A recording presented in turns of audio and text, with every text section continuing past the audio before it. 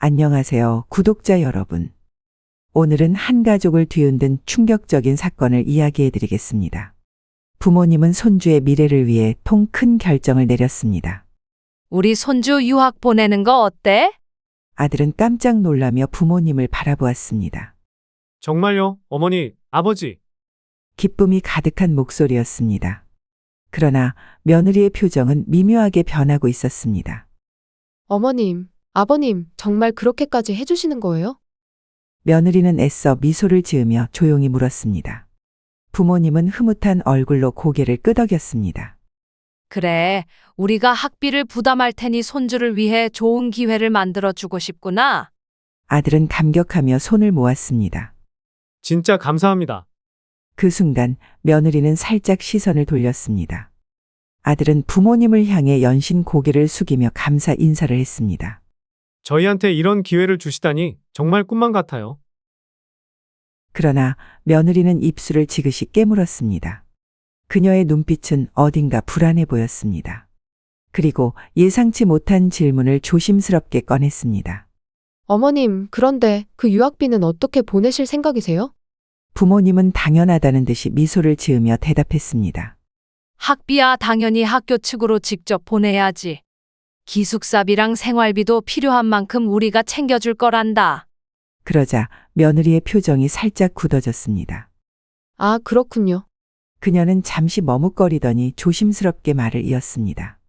근데요, 어머님, 혹시 그 돈을 저희 계좌로 보내주실 순 없을까요? 부모님은 순간 어리둥절한 표정을 지었습니다. 왜 그러니? 학비는 학교로 바로 보내는 게 제일 안전하지 않겠니? 아들도 의아한 표정으로 아내를 바라보았습니다. 여보, 왜 갑자기 그런 얘기를 해? 며느리는 어색하게 웃으며 말을 덧붙였습니다. 그냥 저희가 관리하는 게 더 편할 것 같아서요. 학비뿐만 아니라 생활비도 필요하잖아요? 그 돈을 저희가 직접 받아서 조금씩 나눠 쓰는 게 훨씬 효율적일 것 같은데. 그 순간 부모님의 표정이 변했습니다. 아들도 미묘한 눈빛으로 아내를 바라보았습니다. 여보, 그건 좀 이상하지 않아? 부모님은 한숨을 쉬며 단호하게 대답했습니다. 안 된다, 며느라. 그 돈은 손주의 유학을 위한 돈이지 너희가 관리할 돈이 아니야. 그러자 며느리는 순간적으로 표정을 굳혔습니다. 하지만 금세 미소를 지으며 조용히 고개를 끄덕였습니다. 네, 어머님, 알겠습니다. 그러나 그녀의 눈빛은 어딘가 불길해 보였습니다. 그날 밤 아들과 며느리는 단둘이 대화를 나누었습니다. 여보, 왜 그렇게 말한 거야? 아들은 답답한 듯 며느리를 바라보았습니다. 그러나 그녀는 태연하게 웃으며 말했습니다. 그냥 우리도 생활비가 부족하잖아. 유학 보내는 건 좋은데 솔직히 그 돈이면 우리 집 사정도 나아질 수 있잖아. 아들은 깊은 한숨을 내쉬었습니다. 여보, 부모님이 우리를 위해서 베풀어 주신 거잖아. 우리가 그 돈을 다른 용도로 쓰는 건 말도 안 되지 않아? 그러자 며느리는 싸늘한 표정으로 대꾸했습니다. 그럼 당신은 앞으로도 쭉 부모님한테 기대고 살 거야? 우리도 독립해야지. 그 돈을 우리가 받으면 훨씬 더 도움이 될 텐데? 그녀의 목소리에는 어딘가 단호한 기색이 서려 있었습니다. 아들은 당황해서 말을 잇지 못했습니다. 하지만 이건 아이를 위한 돈이잖아. 우리 생활비랑은 별개로 생각해야지. 그러나 며느리는 고개를 절레절레 저었습니다. 난 그렇게 생각 안 해. 그 돈 우리한테 필요해. 그녀의 목소리는 점점 차가워지고 있었습니다. 그 순간 며느리는 한 가지 결심을 했습니다. 좋아, 부모님이 직접 돈을 안 준다면 내가 어떻게든 이 유학을 없던 일로 만들겠어. 그녀의 눈빛이 서늘하게 변했습니다. 며느리는 부모님의 대답을 듣고도 쉽게 물러서지 않았습니다. 며느리는 다시 한번 시부모님과 대화를 시작했습니다. 어머님, 아버님, 정말 감사한데요. 근데 저희가 직접 관리하면 더 좋지 않을까요? 부모님은 순간 당황한 듯 서로를 바라보았습니다. 며느라 또 그 얘기하는 거니? 며느리는 애써 미소를 지으며 침착한 척 말했습니다. 유학 가는 것도 중요하지만 아이 키우는 비용도 만만치 않잖아요? 생활비도 들어가고 다른 비용도 필요하니까. 그 돈을 저희가 관리하면서 필요할 때마다 쓰는 게 훨씬 효율적일 것 같아서요. 부모님의 표정이 서서히 굳어져 갔습니다. 그래서 내 계좌로 입금하라는 거니? 며느리는 조용히 고개를 끄덕였습니다. 네, 그렇게 해주시면 정말 감사하죠. 아이를 키우는 건 결국 부모의 몫이니까요. 아들은 옆에서 당황한 표정을 지었습니다. 여보, 그 얘기는 이미 끝냈잖아. 도대체 왜 그러는 거야? 부모님이 유학비를 지원해 주시는 건데 그 돈을 우리가 관리할 필요는 없잖아? 그러자 며느리는 싸늘한 표정으로 돌아섰습니다. 그럼 당신은 부모님이 시키는 대로만 하겠다는 거야? 우리 가정의 경제적 문제는 부모님이 아니라 우리가 결정해야 하는 거 아니야? 언제까지 그렇게 부모님 도움만 받고 살 건데? 그녀의 목소리는 점점 날카로워지고 있었습니다. 아들은 난감한 표정으로 며느리를 바라보았습니다. 부모님은 한숨을 쉬며 조용히 입을 열었습니다. 며느라, 그건 말이 안 된다. 우리가 지원하는 건 손주의 미래를 위한 것이지 너희 생활비가 아니란다. 아이를 위한 돈을 너희가 직접 관리할 이유가 없잖니? 부모님의 목소리에는 단호함이 묻어 있었습니다. 그러자 며느리는 눈을 가늘게 뜨며 천천히 대답했습니다. 그렇다면 저희는 이 유학을 다시 생각해 봐야겠어요. 그 말이 떨어지는 순간 거실 공기가 차갑게 식어갔습니다. 아들은 깜짝 놀라며 며느리를 바라보았습니다. 여보, 지금 무슨 말 하는 거야? 이건 아이를 위한 결정이잖아. 하지만 며느리는 태연하게 미소를 지었습니다. 우리 아이인데 우리가 결정하는 게 맞잖아? 부모님이 아무리 좋은 의도로 도와주신다고 해도 결국 유학 보내고 말고는 저희가 선택해야 하는 거 아닌가요? 그녀는 부드럽게 미소를 지었지만 그 눈빛 속에는 어딘가 싸늘한 기운이 감돌았습니다. 부모님은 충격을 받은 듯 입을 꾹 다물었습니다. 정숙 씨는 한참을 침묵하다가 조용히 입을 열었습니다. 혹시 내가 원하는 건 유학이 아니라 돈이었니? 며느리는 순간 표정을 굳혔습니다. 하지만 이내 다시 미소를 지으며 능청스럽게 대답했습니다. 어머님, 그런 말씀 서운해요. 저는 단지 우리 아이를 위해 더 나은 선택을 하고 싶은 것뿐이에요. 그러나 부모님은 더 이상 속지 않았습니다. 그럼 한 가지만 묻겠다. 유학비가 아니라 생활비를 더 주면 유학을 보내겠다는 뜻이니? 며느리는 당황한 기색을 보였지만 곧 태연하게 웃었습니다. 그게 아니라요. 그냥 더 융통성 있게 운영하는 게 좋을 것 같다는 뜻이죠. 그러자 명수 씨는 단호하게 고개를 저었습니다. 아니다. 이제 알겠다. 내가 바란 건 아이의 미래가 아니라 그 돈이었구나. 그렇다면 우리가 직접 손주 유학을 보내겠다. 그 순간 며느리의 얼굴이 완전히 굳어졌습니다. 네? 그게 무슨 말씀이세요? 손주의 미래가 너희 욕심 때문에 막혀선 안 되지. 그러니 우리가 직접 아이를 유학 보내겠다. 너희는 더 이상 이 문제에 개입하지 마라. 부모님의 말이 끝나자 며느리는 완전히 폭발했습니다. 어머님, 아버님. 저희 허락 없이 그런 결정을 내리시면 안 되죠. 부모로서 우리가 결정해야 할 문제잖아요. 그러나 부모님은 더 이상 물러서지 않았습니다.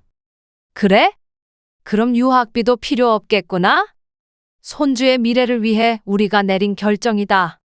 내가 원하는 게 그 돈이라면 우린 줄 생각이 없다. 그 순간 며느리는 이를 악물며 소리쳤습니다. 그럼 저희도 할 수 있는 선택을 할게요. 만약 유학을 강행하신다면 저는 이혼하겠습니다. 아들과 부모님은 그녀를 경악하며 바라보았습니다. 며느리는 결코 물러설 생각이 없어 보였습니다. 그녀는 눈을 번뜩이며 조용히 선언했습니다. 내 아이는 내가 지킬 거예요. 이제 이 가족은 되돌릴 수 없는 갈등으로 치닫고 있었습니다. 며느리는 더 이상 참지 않았습니다. 그녀는 자리에서 벌떡 일어나 부모님을 노려보았습니다. 이 유학 절대 보낼 수 없어요. 부모님은 싸늘한 표정으로 며느리를 바라보았고 아들은 믿을 수 없다는 듯 며느리를 바라보았습니다. 여보, 지금 무슨 소리 하는 거야? 그러나 며느리는 단호한 표정으로 말을 이어갔습니다. 우리 아이를 내 뜻대로 키우지 못한다면 이 결혼을 유지할 의미가 없어요. 정숙 씨는 손을 덜덜 떨며 며느리를 바라보았습니다. 며느라, 내가 원하는 게 대체 뭐니? 진짜 손주의 미래를 걱정하는 거니? 아니면 돈 때문이니? 그러자 며느리는 쓴웃음을 지으며 대답했습니다. 어머님, 현실적으로 생각해야죠. 돈이 없으면 유학도 못 가는 거고, 우리 가족도 힘들어지는 거잖아요? 그 돈을 우리가 관리해야 아이에게도 좋은 거 아닌가요? 부모님은 더 이상 할 말을 잃었습니다. 아들도 멍한 얼굴로 며느리를 바라보았습니다. 여보, 너 지금 진심이야? 진짜 돈 때문에 이혼하겠다는 거야? 며느리는 단호하게 고개를 끄덕였습니다. 이건 단순한 감정 문제가 아니라 우리 가정의 경제적 문제야. 그리고 난 손해보는 삶을 살고 싶지 않아. 아들은 충격에 빠졌습니다. 그동안 함께했던 시간들이 순간적으로 무너지는 기분이었습니다. 부모님은 싸늘한 표정으로 며느리를 바라보았습니다. 그렇다면 내 선택대로 해라. 하지만 나중에 후회해도 우리는 다시 받아주지 않을 거다. 그러나 며느리는 조금도 흔들리지 않았습니다. 며느리는 단호한 표정으로 이혼 서류를 준비하기 시작했습니다. 좋아요. 저도 제 선택을 할게요. 그녀는 변호사 사무실을 찾아가 이혼 서류를 작성했습니다. 아들은 끝까지 믿을 수 없다는 듯 고개를 저었습니다. 정말 이게 내가 원하는 거야? 그러나 며느리는 차갑게 웃으며 대답했습니다. 나는 후회하지 않을 거야. 며칠 후 이혼 서류에 서명이 되었습니다. 부모님은 더 이상 말리지 않았습니다. 아들도 결국 싸늘한 표정으로 도장을 찍었습니다. 잘 살아라. 그 말이 마지막이었습니다. 며느리는 승리한 줄 알았습니다. 그러나 그녀는 아직 모르는 것이 있었습니다. 이혼 후 부모님은 손주를 위해 법적 조치를 준비했습니다. 우리 손주의 미래는 더 이상 저 여자가 좌지우지하지 못하게 해야 한다. 부모님은 변호사를 찾아가 양육권 소송을 준비했습니다. 며느리는 예상치 못한 상황에 당황하기 시작했습니다. 뭐라고요? 아이를 데려가겠다고요? 그녀는 믿을 수 없다는 듯 소리쳤습니다. 그러나 부모님은 이미 결정을 내렸습니다. 내가 돈 때문에 아이의 미래를 망치려 한다면 우리가 나설 수밖에 없지. 며느리는 격분하며 소리 질렀습니다. 그럴 순 없어요. 아이를 빼앗아 가시겠다고요? 그러나 부모님은 냉정한 표정으로 고개를 끄덕였습니다. 너는 아이보다 돈을 택했지. 우리는 아이를 택할 거다. 며느리는 절망하며 주저앉았습니다. 아니야, 이건 아니야. 그녀는 마지막까지 버텼지만 법원은 손주의 미래를 위해 부모님에게 양육권을 넘겼습니다. 며느리는 모든 것을 잃었습니다. 돈도 가정도 그리고 자신의 아이까지. 이제 그녀가 가진 것은 텅 빈 원룸과 깊은 후회뿐이었습니다. 그녀는 핸드폰을 쥐고 전 남편의 번호를 바라보았습니다. 떨리는 손으로 문자를 보냈습니다. 나 잘못했어. 그러나 돌아온 답장은 단 한 줄이었습니다. 우린 이미 끝났잖아. 그녀는 핸드폰을 내려놓고 한없이 무너져 내렸습니다. 이게 정말 자신이 원했던 결과였을까요? 그녀는 조용히 눈물을 흘렸습니다. 그러나 후회는 언제나 너무 늦게 찾아옵니다. 욕심을 부린 대가는 너무도 처절했습니다. 그녀는 스스로에게 조용히 되뇌었습니다. 그때 내가 다르게 선택했더라면 며느리는 자신이 이겼다고 생각했습니다. 이혼 서류에 도장을 찍고 나오면서 후회란 없다고 스스로 다짐했습니다. 잘한 선택이야. 이제 나도 자유야. 돈도 없고 내 말도 안 듣는 남편이라면 이혼이 답이지. 그녀는 당당하게 변호사 사무실을 나섰습니다. 그러나 그녀는 아직 몰랐습니다. 진짜 후회는 지금부터 시작된다는 것을. 이혼 후 며느리는 작은 원룸을 구했습니다. 이전에는 당연했던 넓은 거실도 고급스러운 인테리어도 이제는 남의 이야기가 되었습니다. 혼자 살면 이 정도면 괜찮지. 나만 편하면 되는 거야. 그녀는 애써 긍정적으로 생각하려 했습니다. 하지만 현실은 그녀의 생각과 달랐습니다. 이혼하고 처음 맞이한 월말 카드 명세서를 보고 그녀는 깜짝 놀랐습니다. 뭐야, 내가 이렇게 많이 썼어? 이전에는 남편이 생활비를 부담했고 부모님이 가끔씩 지원해 주기도 했습니다. 그러나 이제는 모든 걸 혼자 감당해야 했습니다. 월세, 공과금, 생활비, 보험료. 하루하루가 버거웠습니다. 그래, 다시 직장을 구하면 돼. 나 정도면 금방 좋은 회사 들어갈 수 있겠지. 그녀는 자신만만하게 이력서를 제출했습니다. 하지만 예상과 달리 면접 연락은 오지 않았습니다. 경력 단절이 길었고 특별한 스펙도 없었습니다. 그녀는 조바심이 나기 시작했습니다. 아르바이트라도 해야 하나? 결국 그녀는 카페에서 단기 아르바이트를 시작했습니다. 고급 레스토랑에서 손님처럼 식사하던 그녀가 이제는 주문을 받고 테이블을 닦고 있었습니다. 죄송합니다. 주문 다시 받을게요. 무심하게 던지는 손님들의 말에 자존심이 상했지만 참을 수밖에 없었습니다. 그녀는 피곤한 몸을 이끌고 원룸으로 돌아왔습니다. 좁고 답답한 방 안에서 혼자 컵라면을 먹으며 핸드폰을 켰습니다. 그리고 전 남편의 SNS를 보게 되었습니다. 거기에는 놀라운 사진이 올라와 있었습니다. 전 남편은 부모님의 도움을 받아 더 좋은 아파트로 이사했습니다. 손주는 밝게 웃으며 유학을 떠나는 모습이었습니다. 그리고 전 남편은 새로운 여자친구와 행복한 시간을 보내고 있었습니다. 그녀의 손이 부들부들 떨리기 시작했습니다. 이게 뭐야? 나는 이렇게 힘든데 저 사람은 왜 저렇게 행복한 거야? 그녀는 핸드폰을 던지며 울컥했습니다. 이혼하면 더 나은 인생이 펼쳐질 줄 알았습니다. 하지만 그녀가 얻은 것은 텅 빈 원룸과 혼자 남겨진 현실뿐이었습니다. 친구들에게 연락해 보았지만 반응은 예전과 달랐습니다. 예전처럼 화려한 생활을 하지 못하는 그녀에게 친구들은 서서히 관심을 끊었습니다. 그녀는 점점 외로워졌습니다. 그녀는 결국 술에 의지하기 시작했습니다. 괜찮아. 난 다시 시작할 수 있어. 나도 금방 좋은 사람 만나서 결혼하면 되는 거야. 그러나 현실은 그녀의 생각보다 더 차가웠습니다. 좋은 사람을 만날 기회조차 점점 사라지고 있었습니다. 그녀는 마지막 희망을 걸고 전 남편에게 연락을 했습니다. 핸드폰을 손에 쥔 채 떨리는 손가락으로 문자를 보냈습니다. 우리 한번 만나서 얘기할 수 있을까?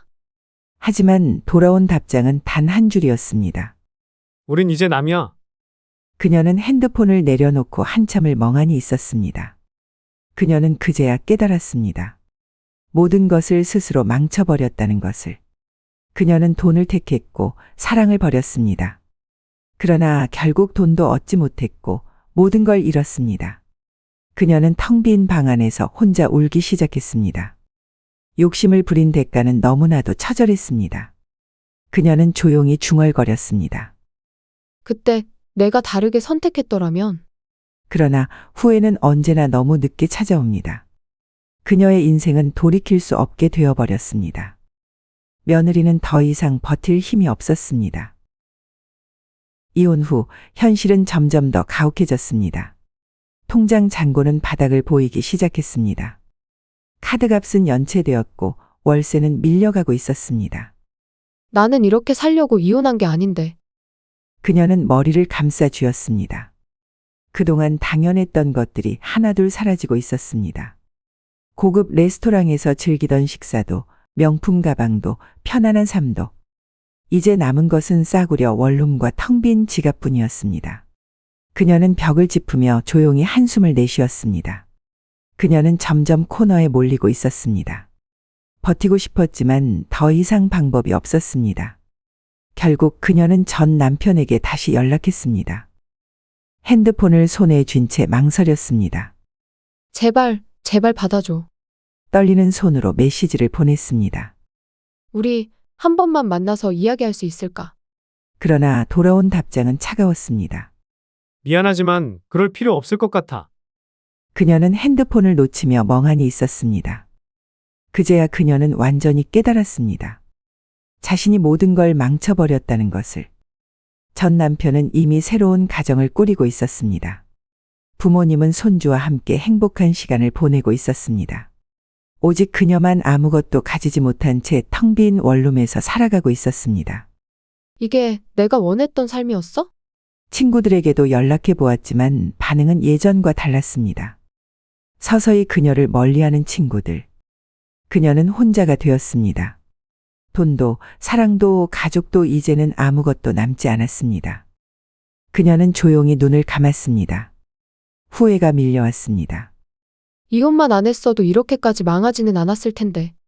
그러나 후회는 언제나 너무 늦게 찾아오는 법이었습니다. 그녀는 핸드폰을 다시 쥐었습니다. 마지막 희망을 걸고 전 시어머니에게 문자를 보냈습니다. 어머님, 잘 지내시죠? 죄송해요. 저 잘못했어요. 혹시 다시 한번? 문장을 다 쓰지도 못하고 손이 덜덜 떨렸습니다. 하지만 돌아온 답장은 단 한 줄이었습니다.